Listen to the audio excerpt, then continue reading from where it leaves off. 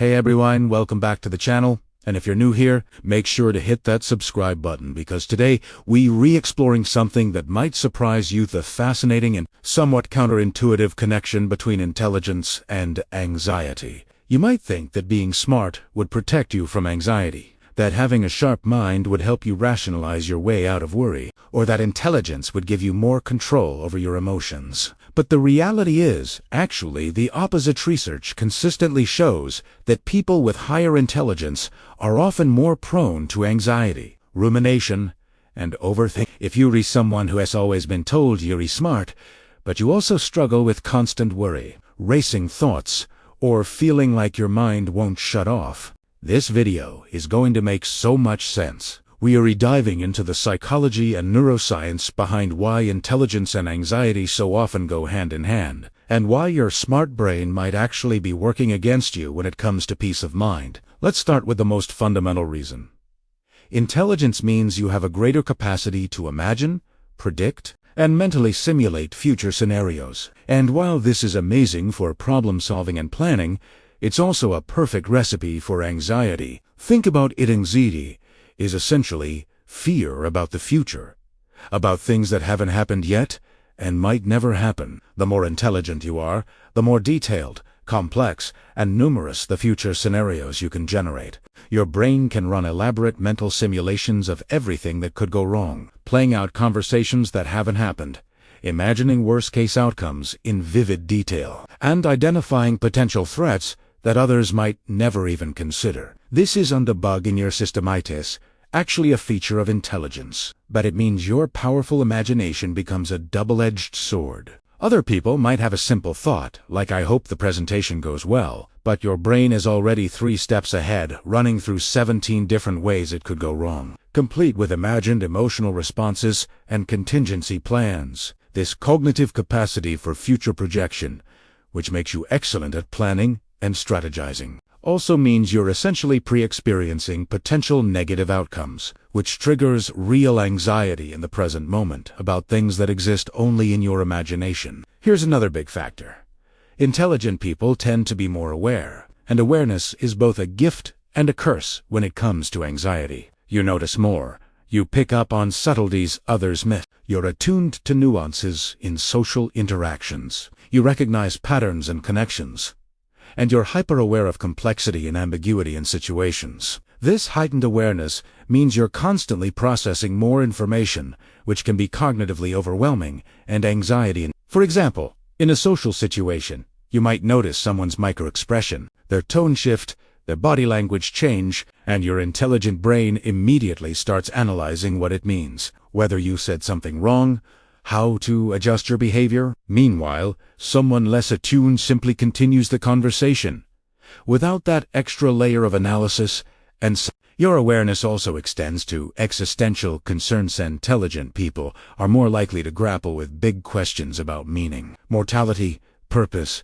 and the nature of existence. And let's be honest, those questions don't have comfortable answers. When you turn off the part of your brain that contemplates the absurdity of existence or the inevitability of death, that's going to generate some anxiety. Intelligence also correlates with something called rumination, which is the tendency to repeatedly think about problems, analyze situations, and replay events in your mind. Intelligent people are natural problem solvers, which means when something goes wrong or feels uncertain, your instinct is to think about it until you find a solution. The problem is, many sources of anxiety aren't actually problems with solutions, they're uncertainties, ambiguities, or unchangeable past events. But your brain doesn't know how to stop trying to solve them. So you end up in analysis loops, where you're rethinking about the same thing over and over from every possible angle, which is mentally exhausting and keeps anxiety levels elevated. Your intelligence tells you that if you just think hard enough, analyze thoroughly enough,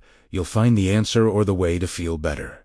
But with anxiety, that's not how it works. The thinking itself becomes the problem, not the solution. There's also the issue of perfectionism, which is significantly more common among highly intelligent people. When you're smart, you've probably been praised for your intelligence throughout your life, which can create an identity where your worth feels tied to being smart, being right, and performing well. This creates enormous pressure to maintain that standard, and perfectionism is essentially the fear of falling short. If you've built your self-concept around being the smart one, the capable one, the one who has answers, then making mistakes or not knowing something feels like a fundamental threat to who you are. This perfectionism generates constant anxiety because you're always evaluating whether you're meeting impossibly high standards, whether you're smart enough, whether you might fail and expose yourself as a fraud. Intelligent people are also more prone to imposter syndrome, that feeling of being a fraud, despite evidence of competence, because the more you know, the more you realize how much you don't know. It's the Dunning-Kruger effect in reverse. People with lower intelligence often overestimate their competence because they don't know enough to recognize their limitations, while intelligent people underestimate themselves because they're acutely aware of how vast their knowledge gaps are. This creates anxiety about being found out or not actually being as capable as people think. Let's talk about the neuroscience for a moment, because there are actual brain differences that connect intelligence and anxiety. Research shows that people with higher IQs often have more active default mode networks, which is the brain network associated with internal mental activity, self-referential thinking. And a more active default mode network means your brain is doing more background processing, more self-reflection, more internal dialogue, even when you're not focused on a specific task. This constant mental activity can easily slip into anxious rumination because your brain is always on, always processing, always running scenarios. You literally have less mental downtime than someone with a less active default mode network, which means more opportunities for anxiety-producing thoughts to emerge. Additionally, there is evidence that higher intelligence correlates with increased activity in brain regions associated with worry and threat detection, particularly the anterior cingulate cortex and the amygdala. Essentially, smarter brains might have more sensitive alarm systems that detect potential problems more readily. Another dimension is that intelligent people tend to be more conscientious, which is generally a positive trait, but also conscientiousness means you care about doing things right, meeting obligations, considering consequences, and taking responsibility seriously. You think through implications before acting. You anticipate how your choices affect others.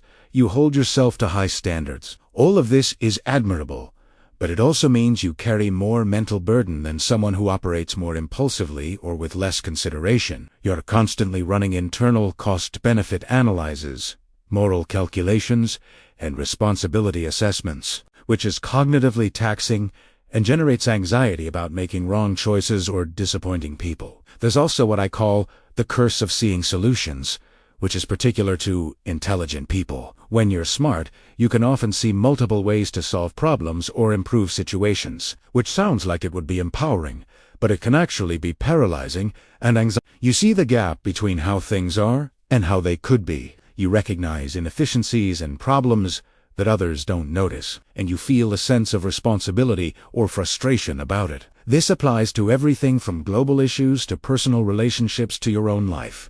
You see potential everywhere, which means you'll also see all the ways things aren't reaching that potential. And that disconnect between reality and possibility creates a kind of existential anxiety. It's like having higher resolution vision. You see more detail, which includes more problems to worry about. Social factors play a role too. Intelligent people often feel different or out of sync with others, especially if you were the smart kid growing up. When your mind works faster, deeper, or differently than many people around you, it can be isolating. You might struggle to find people who think at your pace or share your interests. Conversations might feel unstimulating or superficial, and you might feel like you have to dumb down to fit in. This social disconnection breeds anxiety because humans are fundamentally social creatures who need belonging and connection. When you feel different, there's anxiety about acceptance, about whether you'll find your people, about whether something is wrong with you. Gifted kids often grow into anxious adults,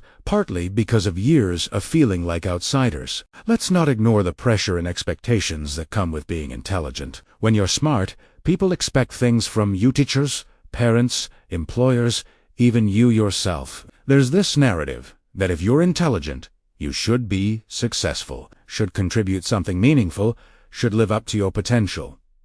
But what even is your potential? How do you know if you're meeting it? This creates anxiety, because there's this vague sense that you're supposed to be doing more, achieving more, being more. But the goalposts keep moving and you're never quite sure if you're enough. Intelligence becomes a burden when it comes with expectations that feel impossible to consistently meet. Here's something particularly insidious. Intelligent people are really good at rationalizing and intellectualizing their anxiety, which can actually make it worse. You can construct elaborate logical frameworks for why your anxiety is justified. You can find evidence to support your worries. You can outsmart people who try to reassure you by poking holes in their arguments. Your intelligence gives you tools to defend and reinforce your anxiety rather than dismiss it. And you can even feel proud of this realistic or rational approach to worry. But just because you can build a logical case for your anxiety doesn't mean that anxiety is serving you, or that the threats you've identified are actually likely or worth the mental energy you're redevoting to them. So what's the solution here? First, understand that your intelligence is on the enemy. It's a tremendous asset, but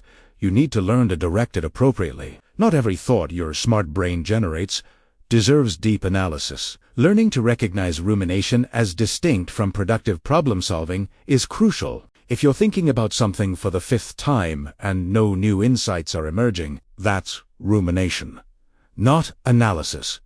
And you need to consciously redirect your attention. Mindfulness practices are particularly valuable for intelligent people because they train you to observe thoughts without engaging with them, which is a skill your analytical brain probably isn't naturally good at. You're used to engaging with every thought, analyzing it, following it to its conclusion. But mindfulness teaches you that you can notice a thought and let it pass without needing to solve it. Cognitive behavioral therapy is also highly effective because it gives you frameworks for challenging the catastrophic thinking and cognitive distortions that you're intelligent. Mine is so good at constructing. Physical exercise is important because it gives your racing mind a break and helps discharge the physical tension that anxiety creates. And sometimes you need to consciously dumb down your thinking.